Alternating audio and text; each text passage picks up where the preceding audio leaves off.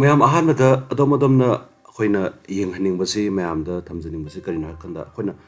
ꯑꯔꯤꯕ ꯄꯩꯁꯥ ꯑꯩꯈꯣꯏꯅ ꯌꯣꯟꯅꯤꯡꯕꯁꯦ ꯑꯩꯈꯣꯏ ꯃꯤꯁꯤ ꯌꯥꯝ ꯌꯥꯝꯅ ꯂꯩꯌꯦꯕ ꯑꯩꯈꯣꯏ ꯏꯔꯝꯗꯝ ꯃꯅꯤꯄꯨꯔꯗꯁꯨ ꯑꯃꯗꯤ ꯃꯄꯥꯟ ꯂꯝꯗꯁꯨ ꯍꯥꯏꯕ ꯇꯥꯔꯦ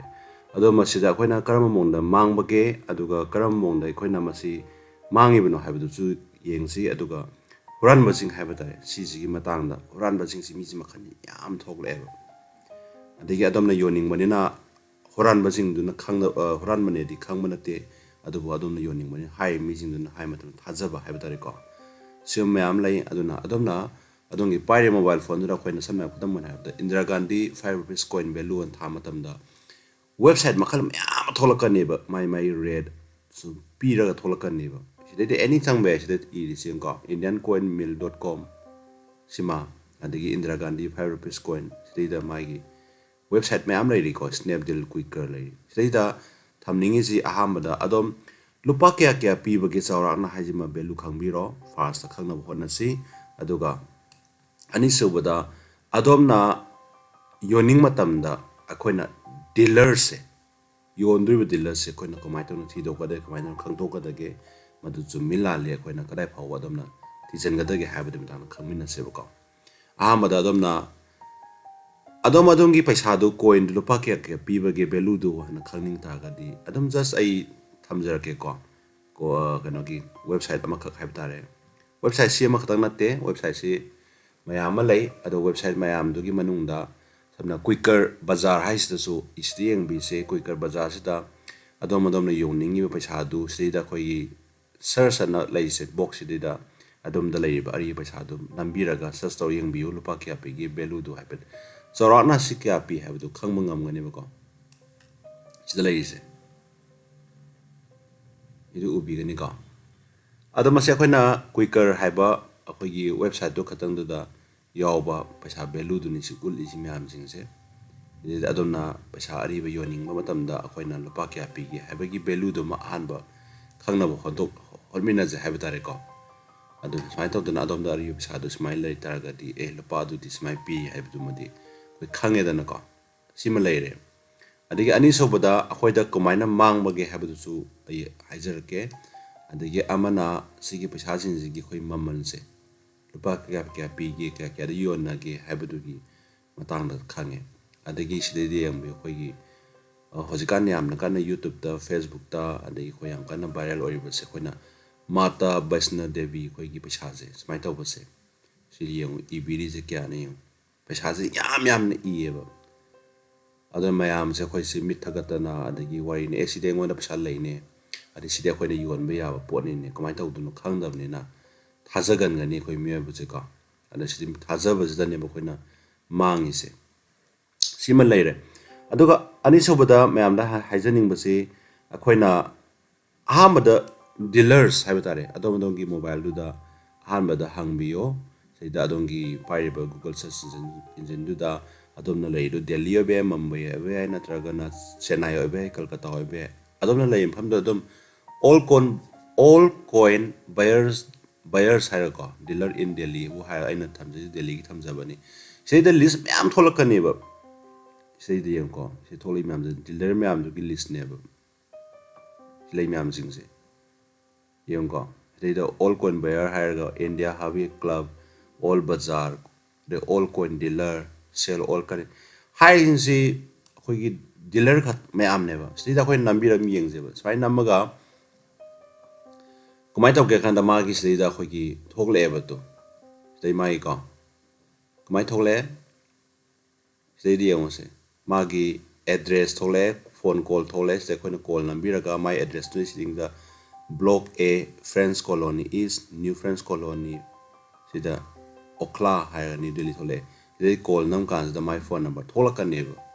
ꯐꯣꯟ ꯅꯝꯕꯔ ꯊꯣꯛꯂꯛꯀꯥꯟꯁꯤꯗ ꯃꯥꯏ ꯐꯣꯟ ꯅꯝꯕꯔꯁꯦ ꯑꯩꯈꯣꯏꯅ ꯀꯣꯜ ꯇꯧꯔꯒ ꯁꯨꯃꯥꯏꯅ ꯇꯧꯗꯅ ꯑꯩꯉꯣꯟꯗ ꯄꯩꯁꯥ ꯑꯔꯤꯕ ꯂꯩ ꯁꯨꯃꯥꯏꯅ ꯌꯣꯟꯅꯤꯡꯉꯤ ꯂꯨꯄꯥ ꯀꯌꯥ ꯄꯤꯒꯦ ꯍꯥꯏꯕꯗꯨꯗꯤ ꯉꯁꯥꯏ ꯑꯗꯣꯝꯅ ꯑꯦꯅꯤ ꯋꯦꯕꯁꯥꯏꯠꯇ ꯆꯪꯉ ꯌꯦꯡꯀꯥꯟꯗ ꯂꯨꯄꯥ ꯑꯗꯨ ꯆꯠꯅꯩ ꯍꯥꯏꯕꯗꯨꯃꯗꯤ ꯈꯪꯕꯤꯔꯦꯀꯣ ꯔꯦꯠꯇꯨꯃꯗꯤ ꯑꯗꯨꯕꯨ ꯍꯥꯏꯔꯤꯕꯁꯤꯗ ꯌꯣꯟꯅꯤꯡ ꯇꯥꯔꯒꯗꯤ ꯂꯨꯄꯥ ꯀꯌꯥ ꯆꯠꯅꯩ ꯀꯃꯥꯏꯅ ꯇꯧꯏ ꯍꯥꯏꯗꯨꯃ ꯃꯥ ꯈꯛꯇ ꯅꯠꯇꯦ ꯗꯤꯂꯔ ꯃꯌꯥꯝ ꯂꯩꯁꯤꯗꯒꯤ ꯈꯟꯕꯤꯔꯣꯕꯀꯣ ꯑꯗꯨꯒ ꯔꯦꯠꯇꯨꯃ ꯀꯟꯐꯥꯔꯝ ꯇꯧꯊꯣꯛꯄꯤꯅꯔꯣ ꯁꯨꯃꯥꯏꯅ ꯂꯩꯔꯦ ꯑꯗꯨꯒ ꯑꯃꯅ ꯁꯤꯗꯩꯗ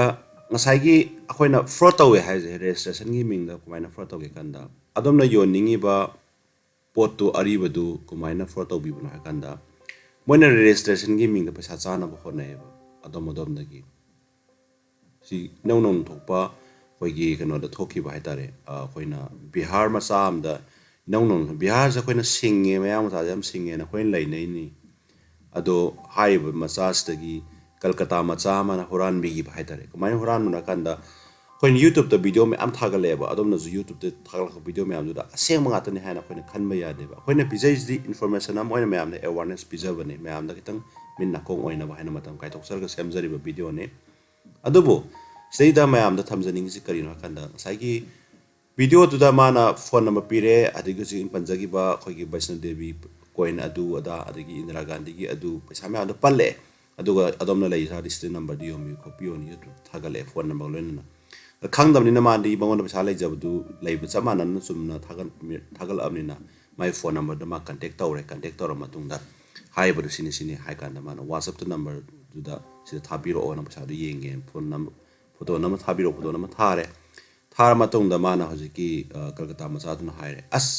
सी पैसा जे अरी पैसा ने नंगोन कमाइ लैरमिनो खोलिनो सिगिदी ममल लुपा लाख कोन मंगा पी बेलु जेना हाइजले मंगोन लाख मंगा पी न बेलु जे लाख मंगा पी बेलु जे हाइजल पदे दिं साइ बिहार मचादुदी ममि थगल लेब ताबद मारे पूरा अमम द पंगदरे हाइबे यारेबा अद माना हाइरे कमाइन योनी खोन ए योनी खोनी हागा अदुदी सी पैसा जे नंगोन अरीब पैसा जे नंगोन लೈ हाइबे जे मिंगोन हाइदोकोनो न हजिकी कलकत्ता मचान हाइजले मंगोन हाइदोकोनो लाख मंगा नंगोन लैना हाइबा पाउ खंगादी मीना नंगोन लाखपीनी मुनबिगी नंगोन अवाफम तानी अदुना हाइदोकोनो अदु नंग पैसा जे अखोइ लौगे अखोइ मी थारके अदुना नंग लुपा लाख मंगा हाना एडवांस थारगे ना हाइजले कलकत्ता मचासना बिहार मचासदा लाख मंगा एडवांस थारगे हाइजला कान सुदि कइदौरे अदु नंगी अकाउंट नंबर पिरो पेन नंबर पिरो आधार कार्ड पिरो हाइबिस ले पिरो हाय कांदा लाख मंगा थारगे एडवांस मैम हजिकी बिहार मचा थाजबनिना थादोखरे माइ से चांग मैम जिंगसे थादोखकांदा फोन तौत्रे कलकत्ता मचासे अदि बिहार मचाना कॉल तौरे कइदौरे पैसा थारने थारतदि हाय एसमाइ तो नंगी दु यादब हम लेरे कइनो का नंगी दु जीएसटी थीगदब दरकार ओय हाना योनदिंगाइ द रजिस्टर तौब दरकार ओय सीसी कंडीशन लई सेल टैक्स फॉर्म मेन द यारोय फॉर्म नंबर अदु मेन द यारोय हाइजलक बदे द चाउन लुपा क्या चांगनी तरोगा लुपा लाम के मे आजमा थादोखरेब योंको हाजमन बगी तौनै जिउबा लास्ट लुपा लाम जे पुन्ना लौब नते मचित मचित लौबने जीएसटी की अदु सेल टैक्स की अदु अदि वारिनी फॉर्म नंबर अदु की अदु न मो हाइजलग लौगी बने पैसा जे लुपा लाम जे अदु मतुंदा लाख अमसे लौथोखर मतुं कइदौरे पैसा जे लौथोखर मतुंदा फोन दु स्विच ऑफ लैथोखरे थांगलक्तरे अदमाइ तौतना हुरान बजिंग जिना खोइगी अरि पैसा योनिंग बकांगो सिंग जिदगी स्मार्टन पैसा जे मटपीबको अदे अमना साइ उत्सागी बा कोइ डीलर मैम दुगी मनुंदा अदमना डीलर मैम कांटेक्ट तौबिरे कांटेक्ट तौर मतुंदा अदमना योनिंग पैसा दु सिनी खांखाना मोइना रजिस्ट्रेशन तौबियो हाइपे एबो अदु रजिस्ट्रेशन तौबियो खांदा लुपा क्या रजिस्ट्रेशन नो हांगतोकपिरो तौबदु तौदेदबनी ngasi nang taure hayeng ata yonde aduni hana moi legal form amoi matungina registration taubiyo haibagi niyom lei baduna haine amramda ada amramda hire pot tu akoigi registration tawdaga yonbe adaba niyom khar leibani leibaduna ma haijarin adubu haibadu kolai phawu chuma bano yare tawra matungda na ai mikyani mundu yonya deba soi soi dre yon ma yarani haika du registration tawge chumba payment condition haina biro अदु इसोय सोय दबि मागी office चलगा face to face उनरगा सिदा लई ma'am जिंगसिदा को all coin buyer अदि Indian हबी hub club all बजा high ma'am से अदम चथोक पिरोब खतन search तो बिरोब तौरकांदा face to face उनरकांदा high मीसिंग दु चुमे लपा दु लैरे पैसा दु योनगदब कॉइन जिगी अदुगा नंग रजिस्ट्रेशन दु लपा सिबुकनी हाइब नियम दु लोय खंगदोना कांदा सोइद्रे हा कांदा तौबियो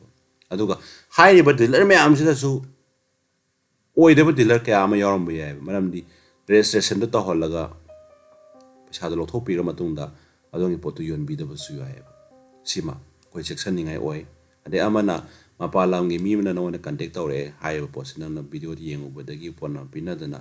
सिगी लिंक जे लै खोले हाइदना थानरे खले WhatsApp तो थारो थारे फोटो न यारे अदगी मोइना हाइपे ए नंग जिस्माइतोन पेक तौरगा पार्सल लोय थाबिरो पैसा जे आई आइना योलब सा पिबिरके हाइबे मदु मुसुम दौ तौबे यादरे अदे खोइना गूगल सर्च इंजिन तौ मतम येंग मतमदा एडवर्टाइज तौबा ऑल कॉइन हाइना योनबाय कॉपी एडवर्टाइज तौबा मैम थोलकनी मदुदा चंगा कांदा अदम द रजिस्टर तौबियो नंगी वेबसाइट तो चंगा लुपा लिसिंग अदु तौथोगा hai potu yon ga dam ko ka dam hai mi nyom taw yaw min khale restaurant hai ba register paisa to pi ga dam register to pi ga no mam ne dong paisa to mang ne ba samai na mang ba ya ko thok potu ni lai ri se aduna hai be han ma da utai adona delhi da lai re mumbai da lai re maharashtra lai re na tra kana any jaga am da ro hai ba si all coin buyers dealer in delhi hai ba ro maharashtra or maharashtra nam bi ro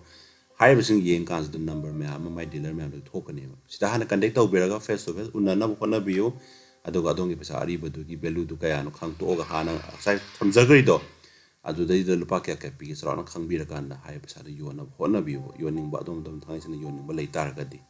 adubu sigi conditions da mang ma ya ma lai adagi amana sida thamjaning ba ma khana adom dom gi any app amada adom na quiz program ma yaure yaur quiz program adom foreign law lo kan give item adom na thara ni thoba da thara kan da sigumba condition khara thengna jabada थारे पोतुदी अदोम द post office द लेरेन लौरजे दमोइना अदुगा थाराक पगे अथामन पैसा दुदी मखोइना केजी साप्ता पैसा अदु थारा खरे लुपा अदु की पैसा नि अगनोनी अदु अथामन दुदी नंगना पोत लो मतम द अथामन दो ओइना पैसा दो पोस्ट ऑफिस द पिबियु गान हाइरकपा सेमे तामेन कंडीशन खा थमक तारी अदोम न पोत लो बिगनोबा मरमदि अदुगी पोतु द मनुंग दु द करी यॉम दु न अदोम खंग मन तेबा समाइ तौदना खोइ रम द मनिपुर द थोखिबा दा हाइबदा होराय मको यॉम मे थोक थोखिबा लेरेबा manungda ado athaman pesa lobi graba samai da no horana frauds to mi si mayam lai aduna adom da haijaning si ari yo sa yo ning ma mi sing si adom mate khoi ram da manipur khaki wan te ma palam du mayam lai adom na khoi gi no da google search engine da yeng matan da mayam ma tholakani adi mathak da khoi youtube da facebook da mayam social site da thengna bi gani ba ko sei da uri mayam si ko sain thamjagi bodo to uri mayam si belu lupa kya pige adu kya pige lo yeng bi ai thokani makan adom ko ngawani website si yaman ngi da na tare adu madu ko dai bu mun karo rupi lakh manga pi lakh tra pi kun nga pi sium ma am da mai thaga ta na am si pesa mang na mai ma sa ma o helli adu na hai bi du za ko semja ji kai marang no kamaina mangi kamaina yo ningbagi waklon da mayam na registrationgi mingda photo bi bage hai ba du gi matang du da semja bani adu nga si baw da aigi paisa ariba ji lupa du yon gre ha mi jing si baw da koi ta ba si ude koi na madu khang da no ram ju hanan lo ka taw da ma si atang sa adom do yon ninge ha na ma si matung ja dum chen mi ju me am le ba ko ado ko dai phau bu chumi ka dai phau la le ha du di adom dum isai sa na theng na kan da po to khang da ni taw da koi na thamjai si mayam na registration taw la ga fraud to bi ba ta re paisa lo bi ba sa tingan bi ba adu hai paisa du mingwan ne mar pi ba ha ta re ko so mayam je tawbana maram oiraga adon ke daw tai dealer sing unnabi no onabio sai thamja gi bedo dealer sing do unnabi ra matung da sei da rate ma han khangdok piro quicker khatang hai bani ku kan thabe snapdeal lai adagi amazon lai any jaga do website changa ga nangi coin do gi value do rate jo ha chaw na khangdok pi lupa kya kya lai ke do ado matung da dealer sing do unara matung da nangi rate do na lep sa ba nuai ni moina hai ko matuna wai ne lupa la nga pi do lupa sim nga khatang lei haira de na wanda rate ki value dum khangja de no wanda nuai je de na ka adogi potuni aduna hai por se yari ma kai khoi go wakhalon da di masum post da di ka su yam kana wakan tha da haning de hai batare aduna masi post se yari ma kai dum section bi raga adom na yoninge ade lai bu lai re pesa do kari kan sa lai be ha do yeng bi dam da awareness am kuthang da video semjabni amadi yeng bi punu hu tang sta mukana khurumjari